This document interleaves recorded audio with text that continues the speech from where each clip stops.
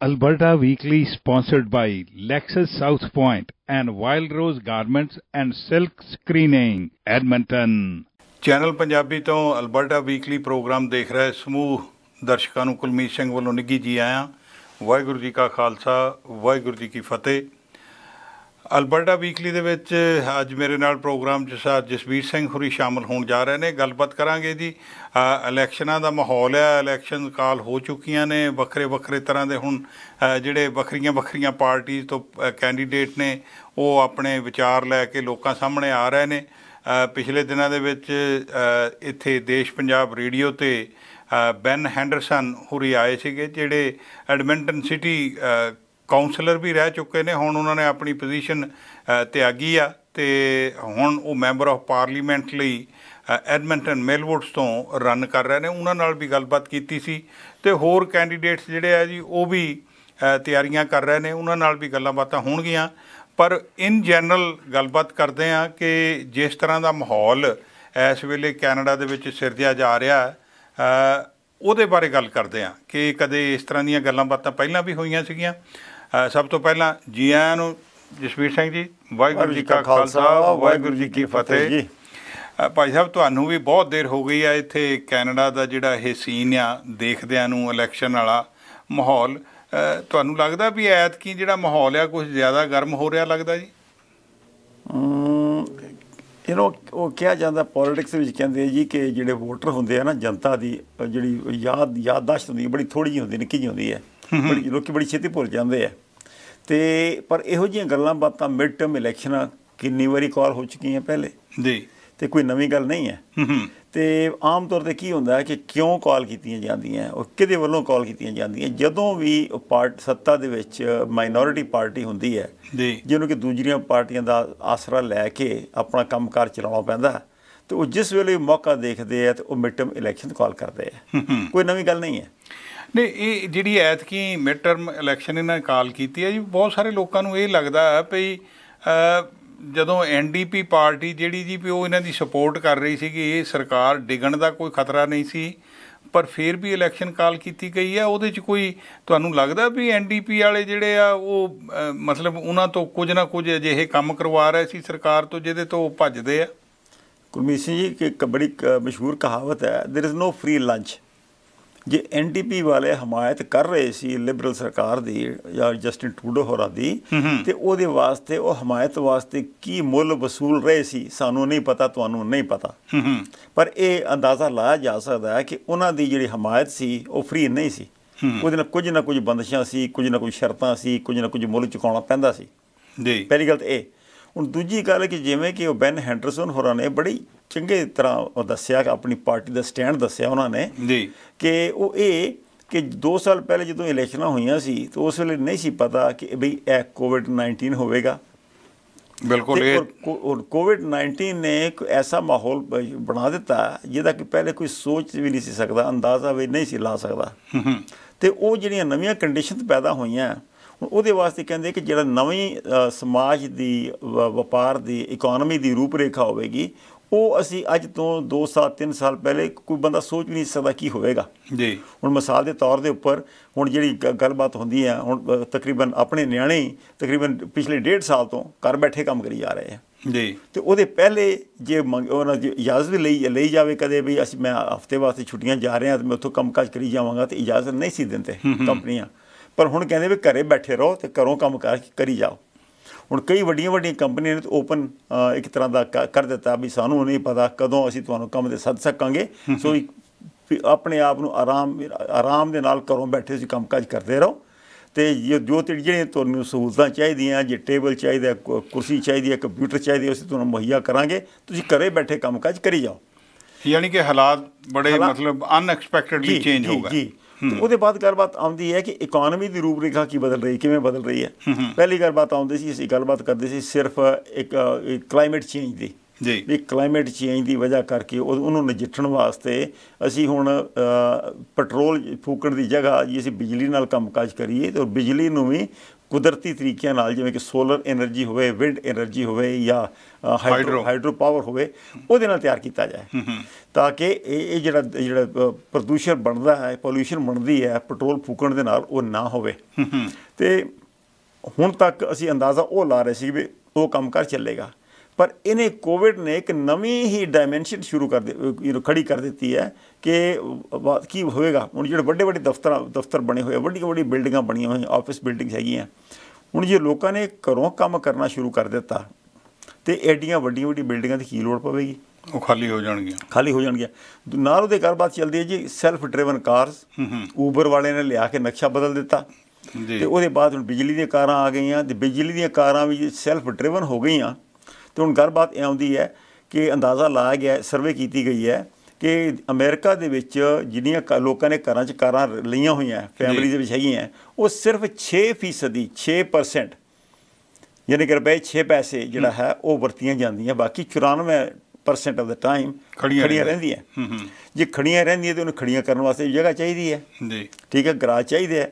ਪਰ ਜੇ ਹੁਣ ਕਿੰਨਾ ਚੰਗਾ ਹੋਵੇ ਕਿ ਜਿਹੜੇ ਊਬਰ ਵਰਗੀ ਜਿਹੜੀ ਚੀਜ਼ ਹੈ, ਜਾਂ ਸੈਲਫ ਡਰਾਈਵਨ ਕਾਰਾਂ, ਊਬਰ ਜਾਂ ਕੋਈ ਜਿਹੜੀ ਵੀ ਕੰਪਨੀ ਹੋਵੇ, ਉਹ ਲਿਆਉਣ, ਅਤੇ ਇਹ ਨਹੀਂ ਸਾਨੂੰ ਬਈ ਵਿੰਟਰ ਦੇ ਵਿੱਚ ਬਈ ਅੱਧਾ ਘੰਟਾ ਪਹਿਲੇ ਪੈਟਰੋਲ ਫੂਕ ਕੇ ਕਾਰ ਨੂੰ ਗਰਮ ਕੀਤਾ ਜਾਏ, ਅਤੇ ਫਿਰ ਸੰਗਦੇ ਗਰਾਜ ਵਿੱਚ ਜਾ ਕੇ ਗਰਾਜ ਤੋਂ ਕਾਰ ਕੱਢੀ ਜਾਏ ਅਤੇ ਜਾਇਆ ਜਾਏ, ਅਤੇ ਊਬਰ ਨੂੰ ਫੋਨ ਕਰੋ ਜੀ, ਜਦੋਂ ਤੁਸੀਂ ਜਾਣਾ 2 ਮਿੰਟਾਂ ਦੇ ਵਿੱਚ ਤੁਹਾਨੂੰ ਗਰਮ ਹੋਈ ਕਾਰ ਜਿਹੜੀ ਤੁਹਾਡੇ ਬੂਹੇ ਅੱਗੇ ਖਲੋਤੀ ਹੋਵੇਗੀ।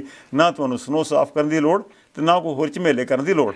ਖੈਰ ਦੇਖੋ ਜੀ, ਇਹ ਤਾਂ ਸਮੇਂ ਦੇ ਨਾਲ ਹੈ ਨਾ, ਚੀਜ਼ਾਂ ਬਦਲੀਆਂ ਨੇ। ਖੈਰ ਪਤਾ ਤਾਂ ਇਹਨਾਂ ਨੂੰ ਪਹਿਲਾਂ ਵੀ ਸੀ ਵੀ ਗੱਡੀਆਂ ਘਰਾਂ 'ਚ ਹੀ ਖੜੀਆਂ ਰਹਿੰਦੀਆਂ, ਗੱਡੀਆਂ ਘਰਾਂ 'ਚ ਰਹਿੰਦੀਆਂ, ਪਰ ਉਹਦਾ ਕੋਈ ਇਲਾਜ ਨਹੀਂ ਸੀ। ਹੁਣ ਊਬਰ ਵਰਗੀਆਂ ਨੇ ਤੇ ਸੈਲਫ ਡਰਾਈਵਨ ਕਾਰਾਂ ਨੇ ਉਹ ਇਲਾਜ ਪੈਦਾ ਕਰ ਦਿੱਤਾ।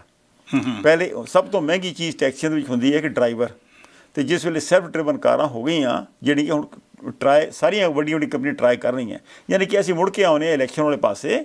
ਉਹ ਗੱਲ ਇਹ ਹੈ ਕਿ ਉਹਨਾਂ ਦੱਸਿਆ ਸੀ ਬੈਨ ਹੈਂਡਰਸਨ ਹੋਰਾਂ ਨੇ ਕਿ ਜਿਸ ਰਫਤਾਰ ਦੇ ਨਾਲ, ਜਿਸ ਹੱਦ ਤੱਕ ਜ਼ਮਾਨਾ ਬਦਲ ਰਿਹਾ ਹੈ, ਵਰਕ ਐਨਵਾਇਰਨਮੈਂਟ ਬਦਲ ਰਹੀ ਹੈ, ਸੋਸ਼ਲ ਐਨਵਾਇਰਨਮੈਂਟ ਬਦਲ ਰਹੀ ਹੈ, ਇਹਦਾ ਅੱਜ ਤੋਂ 2-3 ਸਾਲ ਪਹਿਲੇ ਅੰਦਾਜ਼ਾ ਨਹੀਂ ਸੀ ਲਾਇਆ ਜਾ ਸਕਦਾ।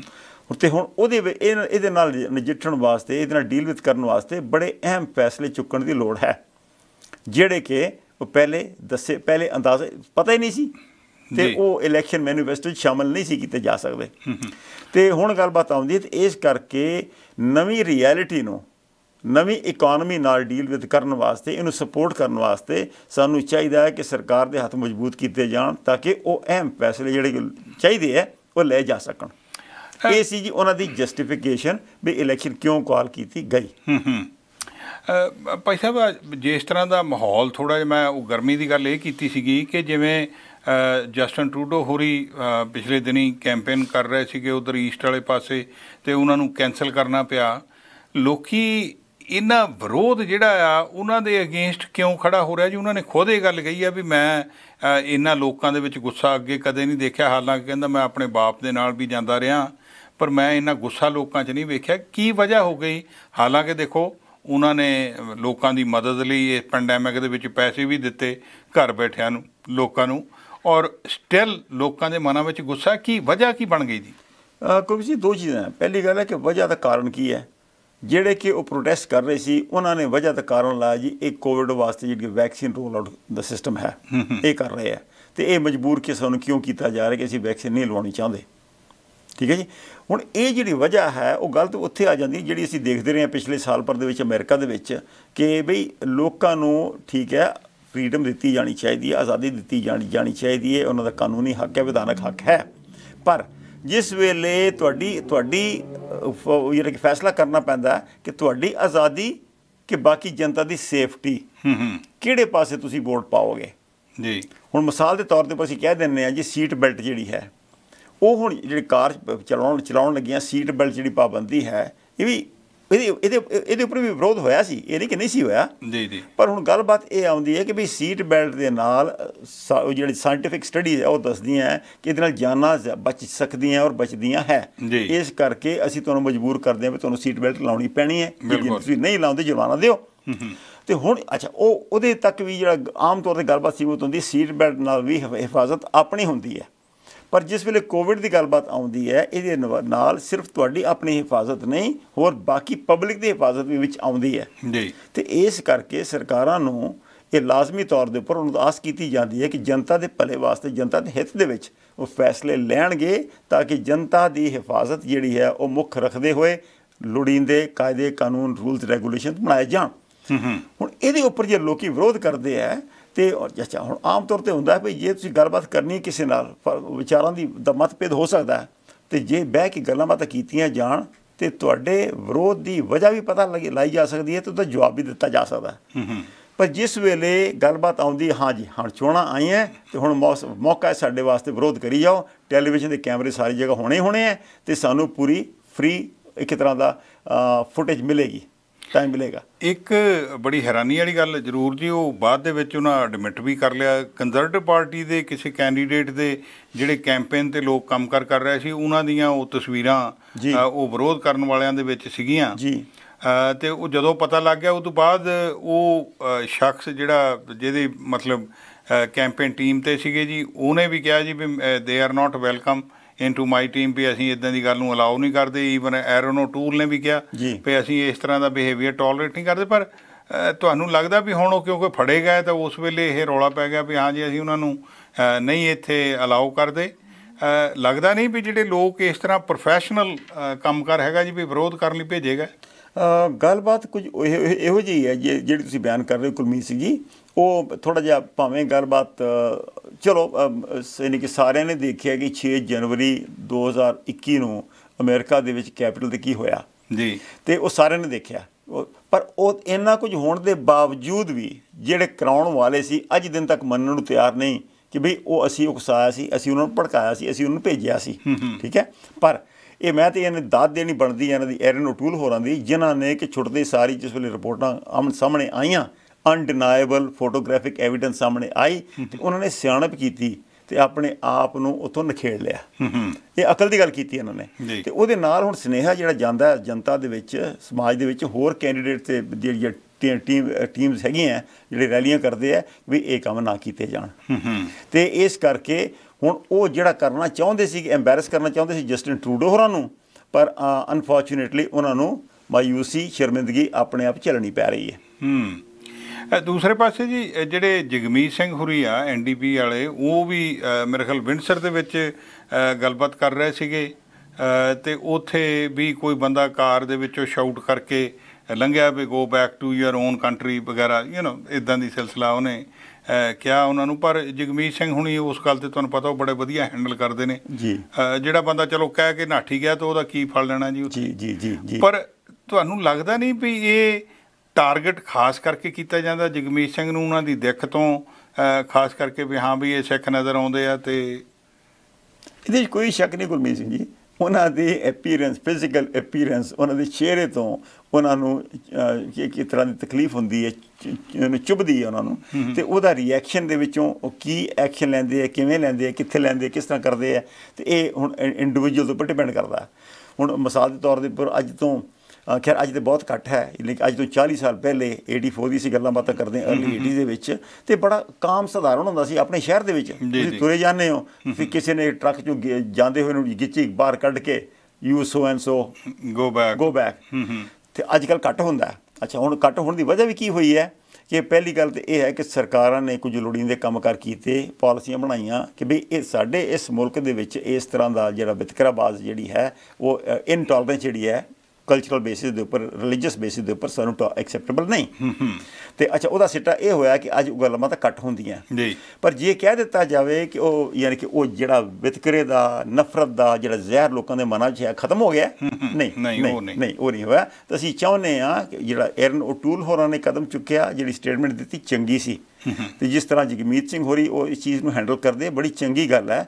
ਤੇ ਉਹ ਫਿਰ ਲੋਕਾਂ ਨੂੰ ਜਿਹੜੇ ਇਹ ਗੱਲਾਂ ਬਾਤਾਂ ਕੱਲ੍ਹ ਤੋਂ ਪਰਸੋਂ ਫੇਰ ਕਰਨੀਆਂ ਚਾਹੁੰਦੇ ਆ, ਤੇ ਉਹਨਾਂ ਨੂੰ ਸੁਨੇਹਾ ਮਿਲਦਾ ਹੈ ਕਿ ਵੀ ਨਹੀਂ, ਇਹੋ ਜਿਹੀਆਂ ਗੱਲਾਂ ਬਾਤਾਂ ਐਕਸੈਪਟੇਬਲ ਨਹੀਂ, ਅਸੀਂ ਨਾ ਹੀ ਕਰੀਏ ਕਿ ਅਸੀਂ ਜਿਹਦੀ ਹਮਾਇਤ 'ਚ ਖੜ੍ਹੇ ਹਾਂ, ਅਤੇ ਜੇ ਅਸੀਂ ਗੱਲਾਂ ਬਾਤਾਂ ਕਰਦੇ ਹਾਂ ਅਤੇ ਉਹਦੀ ਹਮਾਇਤ ਨਹੀਂ ਹੁੰਦੀ, ਤਾਂ ਨੁਕਸਾਨ ਹੁੰਦਾ ਸਿਆਸੀ ਤੌਰ ਦੇ ਉੱਪਰ।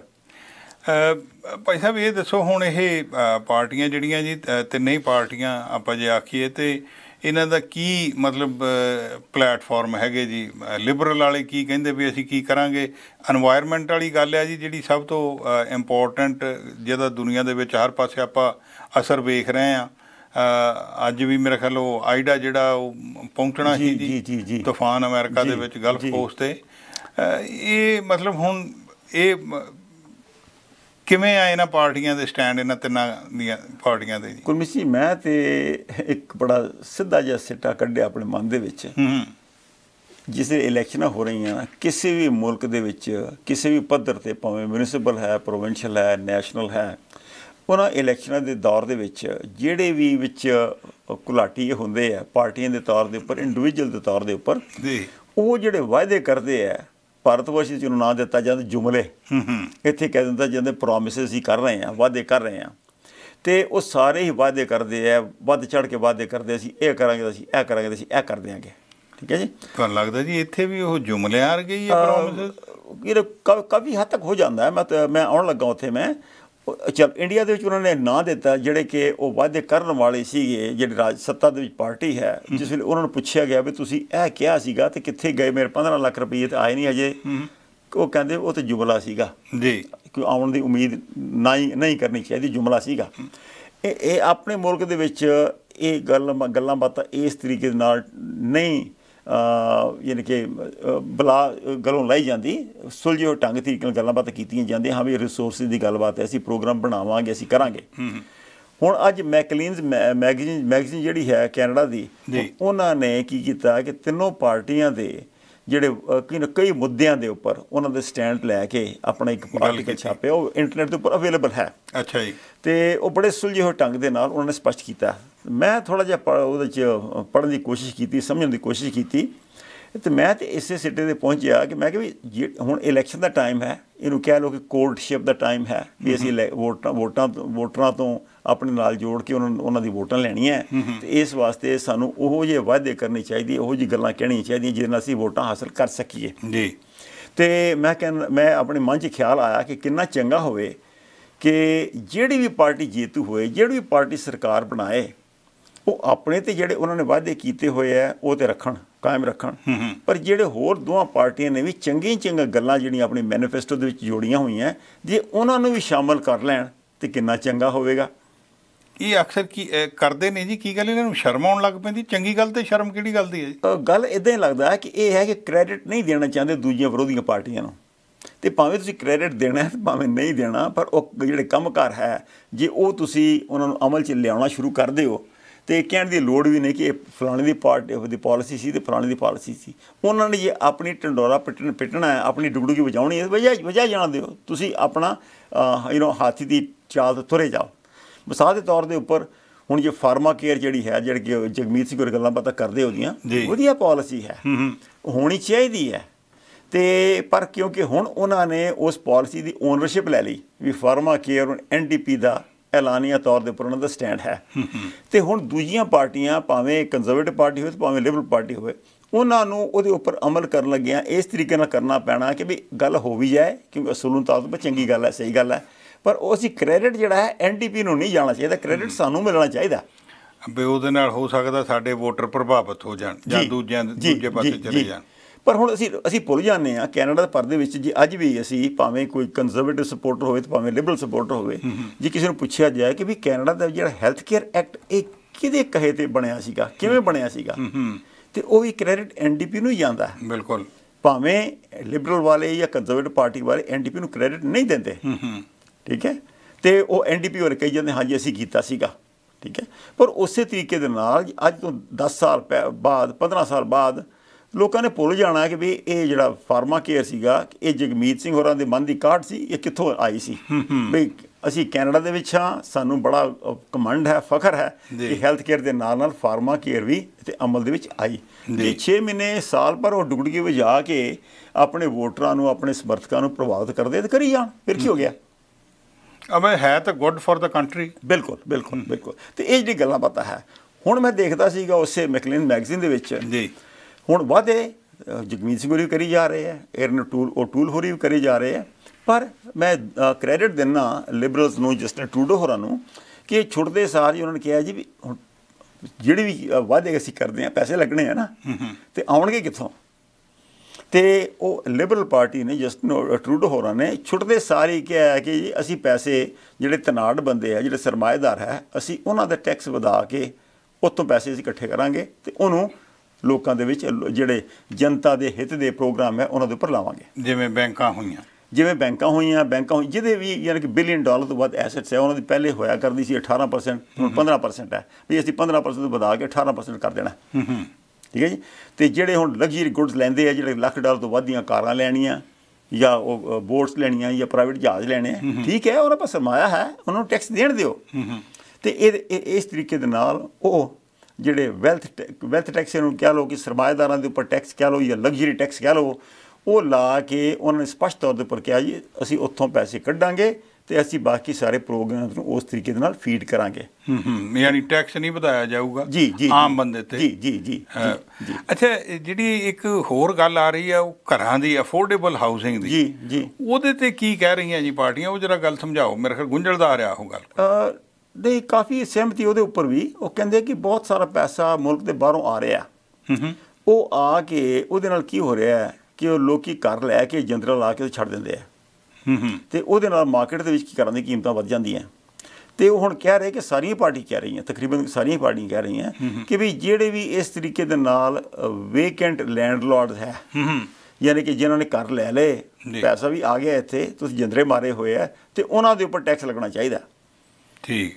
ਤਾਂ ਕਿ ਇਹ ਨਾ ਹੋਵੇ ਕਿ ਉਹ ਆਪਣੇ ਪੈਸੇ ਜਿੱਥੋਂ ਵੀ ਲੈ ਕੇ ਆਉਂਦੇ ਆ ਲਿਆ ਕੇ ਪੈਸੇ ਲਿਆਉਂਦੇ, ਚੰਗੀ ਗੱਲ ਹੈ, ਕੋਈ ਮਾੜੀ ਗੱਲ ਨਹੀਂ, ਪਰ ਉਹਦੇ ਨਾਲ ਇਹ ਨਾ ਹੋਵੇ ਕਿ ਮਾਰਕੀਟ ਦੇ ਵਿੱਚ ਐਸੀ ਅੱਗ ਲਾ ਦਿੰਦੇ ਆ ਕਿ ਸਧਾਰਨ ਬੰਦੇ ਵਾਸਤੇ ਘਰ ਜ਼ਮੀਨ ਲਾਟ ਲੈਣੀ ਨਾਮੁਮਕਿਨ ਹੋ ਜਾਂਦੀ ਹੈ ਜੀ। ਤੇ ਉਹਨੂੰ ਕਿਸ ਤਰ੍ਹਾਂ ਰੁਕਾਵਟਾਂ ਲਾਈਆਂ ਜਾਣ। ਪਹਿਲੀ ਗੱਲ ਤਾਂ ਇਹ ਹੈ, ਮੰਨਣਾ ਪਵੇਗਾ ਕਿ ਸਾਰੀਆਂ ਤਿੰਨੋਂ ਪਾਰਟੀਆਂ ਜਿਹੜੀਆਂ ਇਸ ਚੀਜ਼ ਦੇ ਉੱਪਰ ਰਜ਼ਾਮੰਦ ਹੈ ਕਿ ਇਸ ਚੀਜ਼ ਦੇ ਉੱਪਰ ਰੋਕ ਲੱਗਣੀ ਚਾਹੀਦੀ ਹੈ। ਹੁਣ ਗੱਲਬਾਤ ਆਉਂਦੀ ਹੈ ਕਿਵੇਂ ਲੱਗਣੀ ਚਾਹੀਦੀ ਹੈ ਜੀ, ਉਹਦੇ ਉੱਪਰ ਥੋੜ੍ਹਾ ਜਿਹਾ ਮਤਭੇਦ ਹੋ ਸਕਦਾ, ਪਰ ਉਹ ਅੱਛਾ ਇਹੀ ਗੱਲਬਾਤ ਹੁੰਦੀ ਹੈ ਜਿਸ ਵੇਲੇ ਪਾਲਿਸੀਆਂ ਬਣਦੀਆਂ ਅਤੇ ਜਿਸ ਵੇਲੇ ਕਮੇਟੀਆਂ ਬਣਦੀਆਂ, ਉਹਦੇ ਕਮੇਟੀਆਂ ਦੇ ਵਿੱਚ ਆਲ ਪਾਰਟੀ ਕਮੇਟੀ ਹੁੰਦੀਆਂ, ਉਹਦੇ ਵਿੱਚ ਸਾਰਿਆਂ ਦੇ ਵਿਚਾਰ ਲਏ ਜਾਂਦੇ ਆ ਵੀ ਤੇ ਅਸਲ ਦੇ ਵਿੱਚ ਪਾਲਿਸੀ ਕਿਵੇਂ ਬਣਾਈ ਜਾਏ ਤਾਂ ਕਿ ਸਾਰਿਆਂ ਦੇ ਵਿਚਾਰ ਲੈ ਕੇ ਸਰਬਸੰਮਤੀ ਨਾਲ ਉਹ ਪਾਲਿਸੀ ਬਣੇ। ਤਾਂ ਕਿ ਅਸੀਂ ਕਰਨਾ ਤਾਂ ਚਾਹੁੰਦੇ ਹਾਂ ਕਿ ਜਿਹੜੇ ਕੈਨੇਡੀਅਨ ਰਹਿ ਰਹੇ ਆ ਇੱਥੇ ਉਹਨਾਂ ਵਾਸਤੇ ਅਫੋਰਡੇਬਲ ਹਾਊਸਿੰਗ, ਯਾਨੀ ਕਿ ਘਰ ਘਾਟ ਜਿਹੜਾ ਹੈ ਇਸ ਤਰ੍ਹਾਂ ਹੋਵੇ ਕਿ ਉਹ ਵਿਚਾਰੇ ਖਰੀਦ ਸਕਣ। ਜਿਹੜੇ 20-30 ਸਾਲ ਨੌਕਰੀਆਂ ਕਰਕੇ ਹਸਬੈਂਡ ਵਾਈਫ ਜੇ ਫਿਰ ਵੀ ਉਹ ਘਰ ਅਫੋਰਡ ਨਾ ਕਰ ਸਕਣ ਤਾਂ ਬੜੀ ਮਾੜੀ ਗੱਲ ਹੈ ਜੀ। ਤੇ ਇਸ ਕਰਕੇ ਇਹ ਸਾਰੀਆਂ ਪਾਰਟੀ ਦੀ ਸ਼ਲਾਘਾ ਕਰਦੇ ਜੀ ਹਾਂ, ਕਹਿੰਦੇ ਹੋ ਕਿ ਰਲ ਮਿਲ ਕੇ ਜਿਸ ਪਾਲਿਸੀ ਬਣਾ ਲਓ ਤੇ ਕੋਈ ਤਰੀਕਾ ਕੱਢੋ ਕਿ ਜਿਹੜੇ ਤਰੀਕੇ ਦੇ ਨਾਲ ਕੈਨੇਡਾ 'ਚ ਰਹਿੰਦੇ ਲੋਕਾਂ ਦੇ ਵਾਸਤੇ ਘਰ ਜਿਹੜੇ ਹੈ ਅਫੋਰਡੇਬਲ ਹੋਣ। ਲਓ, ਅੱਜ ਇੱਦਾਂ ਹੈ ਜੀ ਵੀ ਅੱਜ ਆਪਾਂ ਇੰਨੀ ਹੀ ਗੱਲਬਾਤ ਰੱਖਦੇ ਹਾਂ।